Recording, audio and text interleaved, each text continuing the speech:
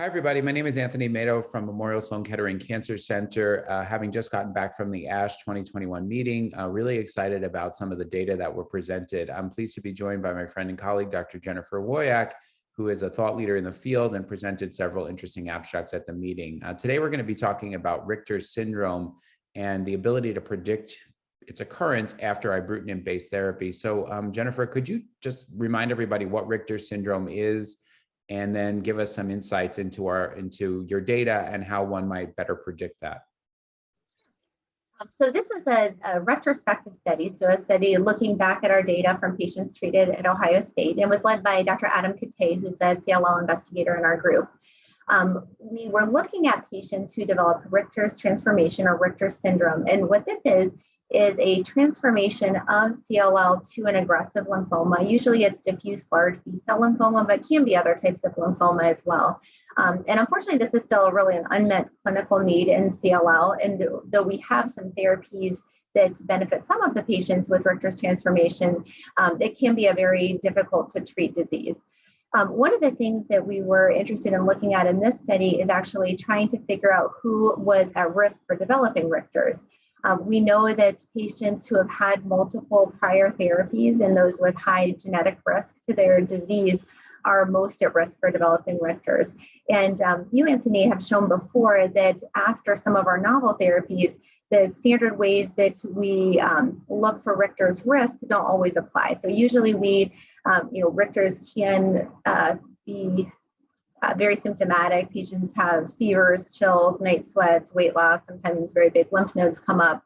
And the way that we go about evaluating this is first to do a PET scan, looking for areas that are very highly metabolically active, and then take a biopsy. And what you had shown before is that those PET scans, which are often very useful in risk stratifying whether somebody needs a biopsy or not, actually are not that useful following some of our novel agents. So we looked at patients, about 600 or so, who were treated with ibrutinib. And of those, about 180 went on to progress on ibrutinib. And over time, not necessarily right away, but over time, about 75 of those patients went on to develop Richter's transformation. So we were looking specifically at the time that patients progressed on ibrutinib and any clinical or biologic features that could predict who is likely eventually to develop Richter's. One of the things we found, which I think is really very clinically important, is that patients who relapse on a BTK inhibitor predominantly with lymph node progression. So they don't necessarily have an elevated white blood cell count, but their lymph nodes only are getting bigger. Those are the people who seem to be most at risk for developing Richter's, either right away or actually even after subsequent treatments.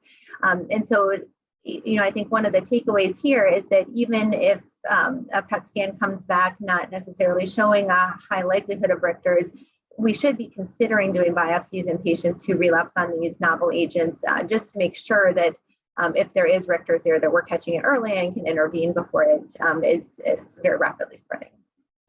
And just, can you comment on what type of biopsy is required in order to make that diagnosis?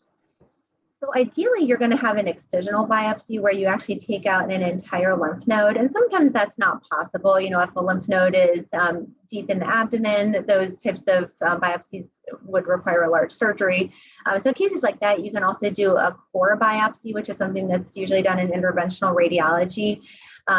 And those are not quite as good at making the diagnosis, but are definitely useful in many cases. Fine needle aspirations, which are easy procedures that are done in clinic many times, are unfortunately not usually adequate to diagnose Richter's. Thanks a lot for that explanation. I think we both agree Richter's is one of the biggest unmet needs in the field. So really appreciate you doing that work, and thanks for being here today.